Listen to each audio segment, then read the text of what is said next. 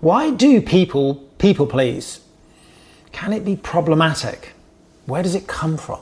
Hello, I'm Rodger Duckworth, and for the last 30 years, I have helped people at the edge of despair not only manage but to overcome their chronic illnesses and conditions. People pleasing. Why am I talking about this? Because of its impact on health. Ultimately, that's the nature of my work.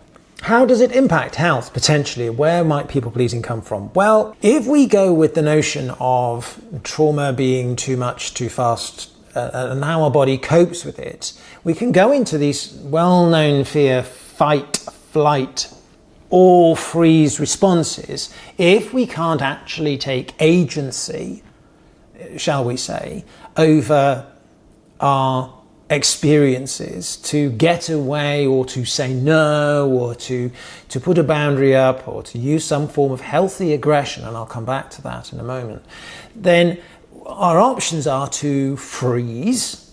Think about simple mammalian behavior, rabbit in the headlights, or a functional freeze where part of our being might be in a freeze but we're still going about our business, and that might create chronic tension and pain.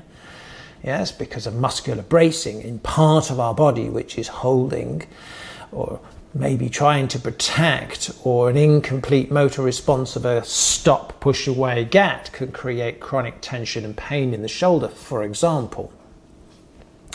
But we also talk about flop. Now, flop is a collapse. And in a way, the surrendering, yielding, giving up of agency is in a way what people pleasing is connected with. Let's go back, for example, to early years, and it will usually begin in our early years. Why? Because this is where most neurological pattern development happens. We evolve. The biggest amount of growth taking place in our nervous systems, we know it's so rapid through our childhood. We grow physically in stature, but we also grow in terms of our nervous system.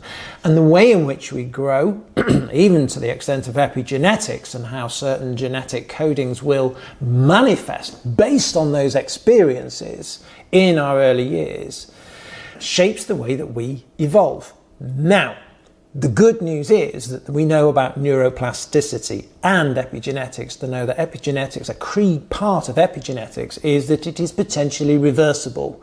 So anything which is not an inevitable DNA hard-coded thing, or anything which is an evolution of our nervous system, also through neuroplasticity, has the ability to change.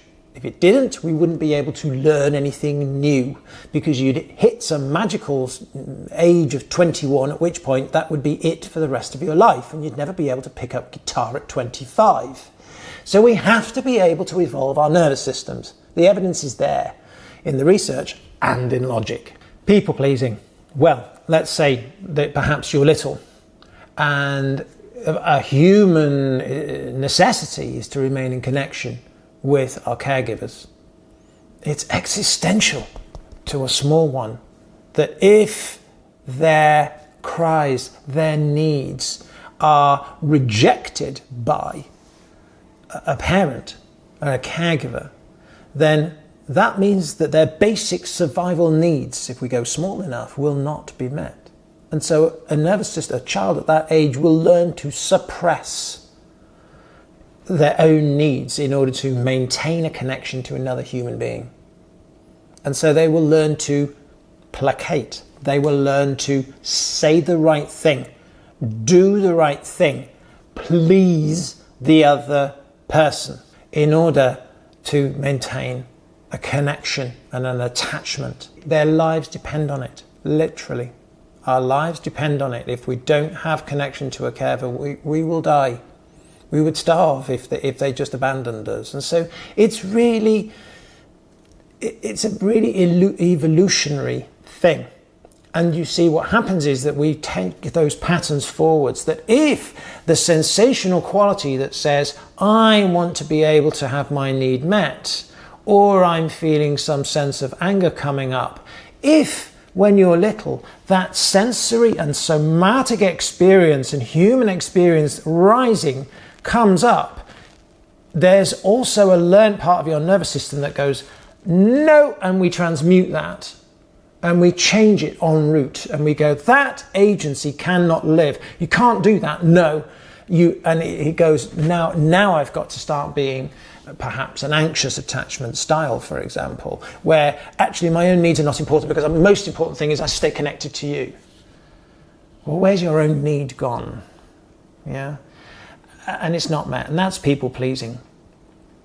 Now, what that means is that your own needs are not being met and the own energy of that is squashed. And anything which is squashed in a way, an innate feeling and need within us that is squashed and suppressed, in my experience, will create illness and disease. Yeah?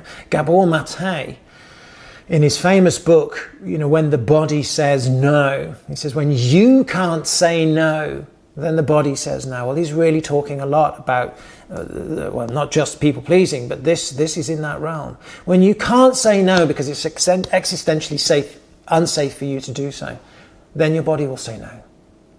And so I hope that gives some insight as to what people pleasing is and why it's important for our health.